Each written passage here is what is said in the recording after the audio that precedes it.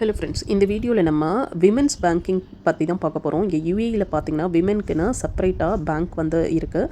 அங்கே விமென் மட்டும் தான் ஒர்க் பண்ணுவாங்க. அதே மாதிரி விமென் அக்கௌண்ட் ஹோல்டர்ஸ் வந்து அங்கே போய் நம்ம ட்ரான்சாக்ஷன் எல்லாமே பண்ணிக்கலாம். இப்போ நீங்கள் பார்க்க போகிறது ஒரு பிரான்ச், அதாவது ஏடிஏபியோட விமென்ஸ் பேங்கிங் ஒரு பிரான்ச்சை தான் நீங்கள் பார்க்குறீங்க.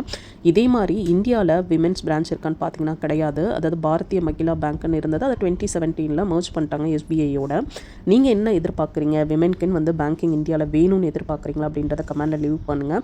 ஏன்னா இந்தியாவில் பார்த்தீங்க ஆல்மோஸ்ட் 40% ஆஃப் பீப்புள், அதாவது விமன் கேண்டிடேட் வந்து அக்கௌண்ட் ஹோல்டராக இருக்காங்க.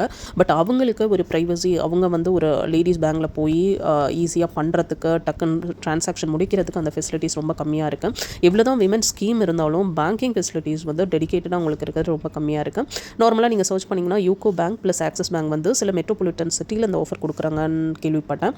பட் நீங்கள் விமென்க்கு பேங்கிங் இருந்தால் நல்லா இருக்குன்னு விருப்பப்பட்டீங்கன்னா இந்த கமெண்ட்டில் லீவ் பண்ணுங்கள். இது எல்லாருக்கும் ஹெல்ப்ஃபுல்லாக இருக்கும்.